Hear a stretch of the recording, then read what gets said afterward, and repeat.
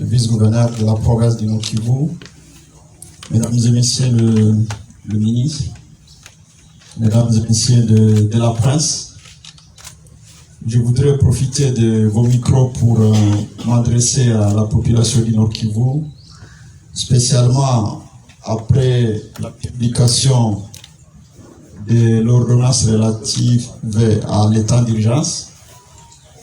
Et je voudrais saisir cette opportunité pour consolider l'esprit de cette ordonnance en rapport avec la mobilisation de la population autour des FARDC.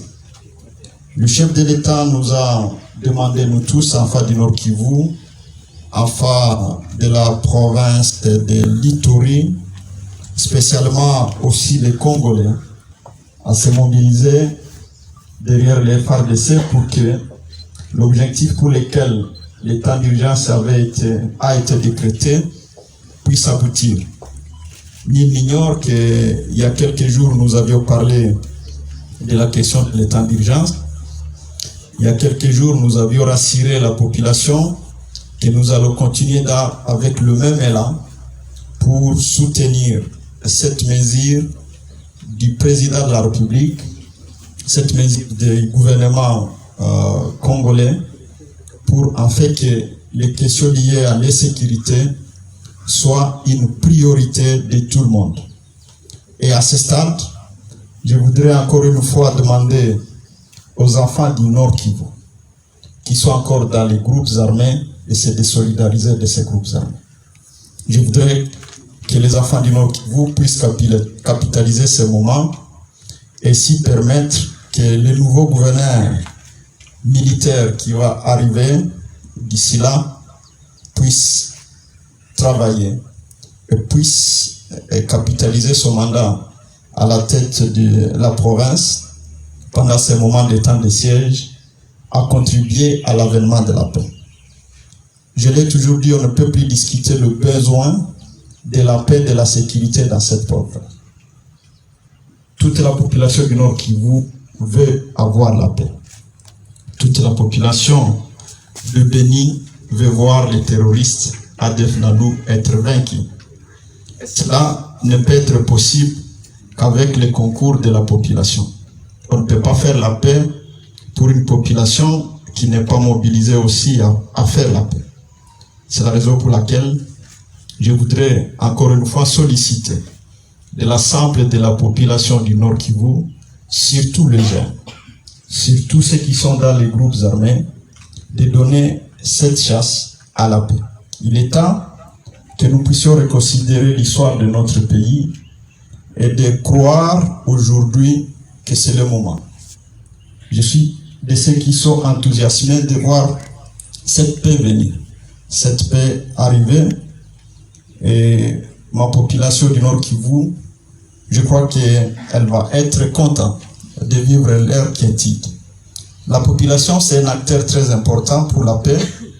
La population, c'est un acteur important pour que l'armée et la police puissent réussir cette mission.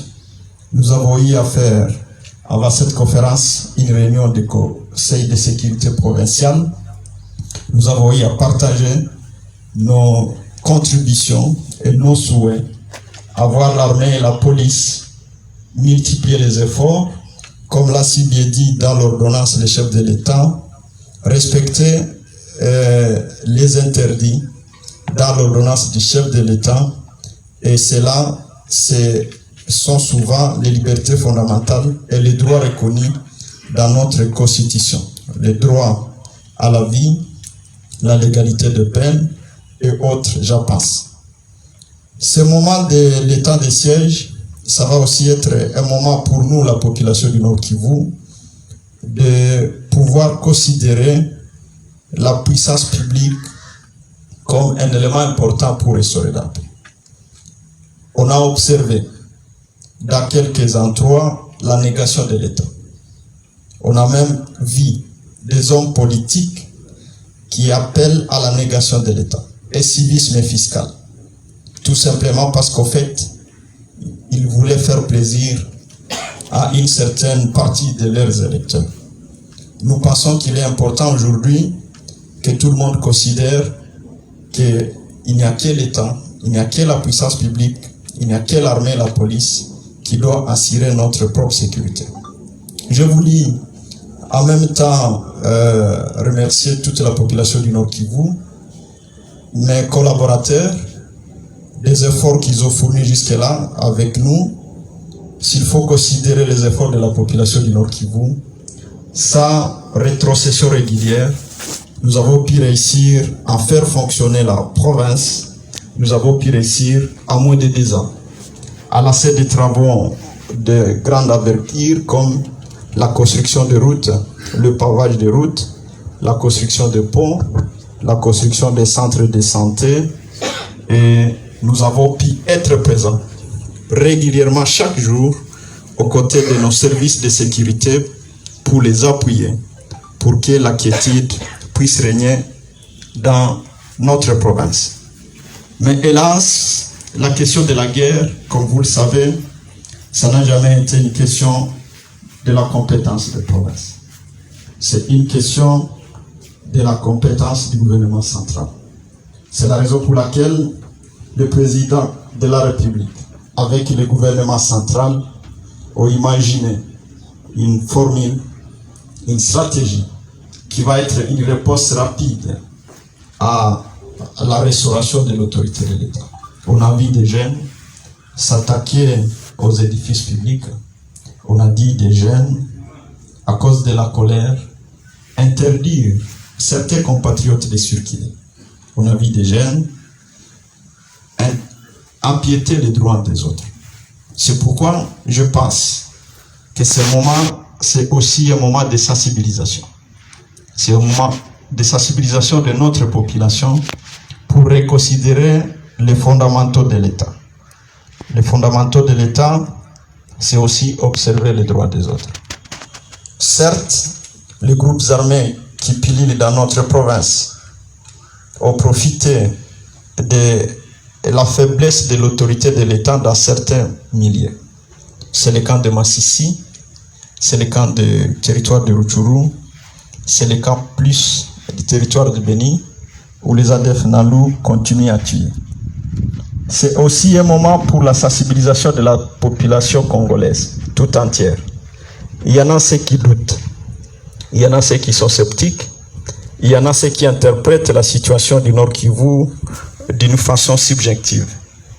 Heureusement que le chef de l'État a compris qu'il faut mobiliser l'ensemble de la population. Il y en a certains compatriotes qui m'ont dit à Goma, vous avez beaucoup de bâtisses, il se fait que c'est le fruit de la guerre. Il y en a ceux qui pensent que tout ce qu'on peut avoir à l'est de la République démocratique du Congo, c'est le fruit de la fraude. Je crois, comme gouverneur de la province, il y a plus de l'engagement pour le travail ici. Et le besoin pour l'ensemble de la population, c'est la paix et la sécurité. S'il y a la sécurité, je m'imagine combien de fois nous pouvons contribuer à la relance économique de ces pays. Je m'imagine combien de fois nous pouvons répondre à la question de la sécurité alimentaire. L'aéroport de Goma devra être un aéroport très fréquenté.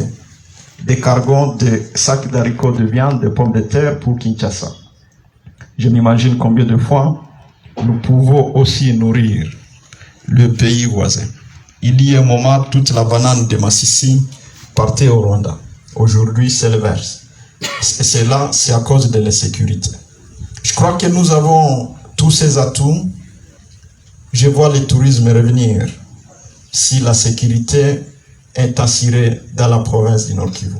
Je m'imagine combien d'hôtels du type Serena pouvaient être dans cette ville. Je m'imagine combien de jeunes gens pourraient être dans les entreprises de tourisme. Je m'imagine si la route Goma, Butembo, Bunagana, Beni Kasindi jusqu'à Kisangani est asphaltée, combien de trafic pourrait y avoir sur cette route et ainsi générer des recettes. C'est la raison pour laquelle je crois qu'il ne faut pas qu'on rate ces rendez-vous. Nous sommes dans la conscientisation collective. Nous pensons que c'est un moment important pour l'ensemble de la population congolaise de considérer qu'il faut capitaliser ce moment et cela ne passera que par le soutien aux mesures que le chef de l'État a édictées.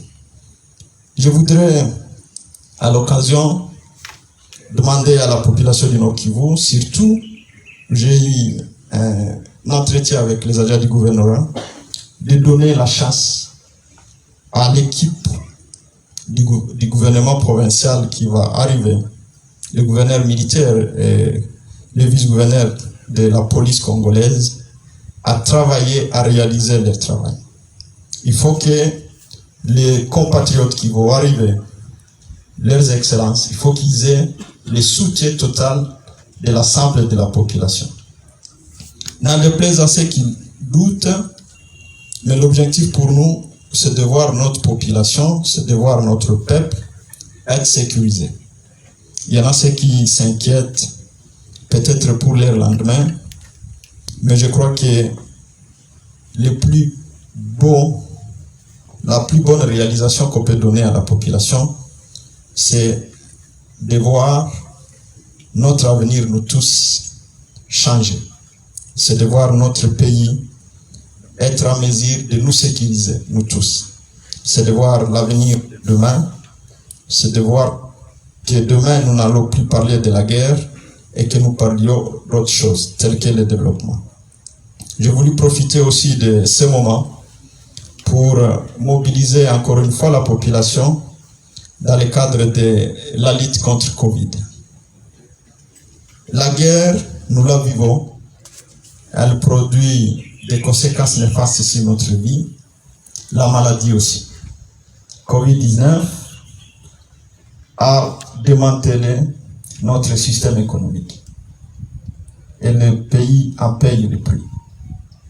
C'est pourquoi je pense qu'il est aussi important, dans ces moments difficiles des atrocités de la guerre, aussi considérer qu'il faut encore une fois se motiver pour que la lutte contre Covid soit une réalité. Et à ce stade, la République démocratique du Congo, comme tous les autres pays du monde, a commencé la vaccination. Je voudrais encore une fois appeler les compatriotes, appeler la population du Nord Kivu, même si à ce stade, il faut que ceux qui sont motivés à être vaccinés, parce qu'au fait, le principe, c'est le volontariat. On ne force personne, mais nous conscientisons les consciences. Il est plus important de se faire vacciner. Et moi, personnellement, je vais me faire vacciner. J'ai toujours été un homme d'État. Je ne plonge pas dans les spéculations. Je suis aussi scientifique, mais pas dans le domaine des vaccins. Mais je crois à tout ce qui a déjà été prouvé comme succès scientifique dans tout ce qui se passe dans ces domaines. C'est pourquoi, encore une fois, je voudrais vous remercier, vous de la presse, qui avez été à nos côtés et chaque jour pour accompagner notre politique, pour accompagner le président de la République et le gouvernement congolais. Il faut le faire autant pour le nouveau gouverneur militaire qui va arriver. Certes, les gens se posent beaucoup de questions. L'État va fonctionner comme tel. Nous avons une administration. C'est constitutionnel, c'est prévu. Mais aussi, c'est une nouvelle expérience depuis l'avènement de la Constitution de 2006. C'est la raison pour laquelle nous acceptons que les gens spéculent. C'est la raison pour laquelle il est de droit que les gens se posent beaucoup de questions sur ça, parce qu'en fait, c'est une nouvelle expérience, mais c'est dans la Constitution. Il faut toujours imaginer ces scénarios dans la gouvernance politique. Et nous, les politiciens, nous les comprenons, parce que avant d'être politique, il faut d'abord savoir les armes qui gèrent le secteur politique. C'est d'abord la Constitution et les lois. Les gens qui lisent la Constitution, ils ne se posent pas beaucoup de questions. Et dans le parcours politique, tout ce qui est prévu dans la Constitution ne peut pas être discuté. L'état de siège inconstitutionnel, et aujourd'hui, vous avez vu des actes réglementaires du président de la République qui consacre et qui consolide cet état de siège en province du Nord Kivu et notre province sœur de l'Ituri. Je vous remercie. Merci.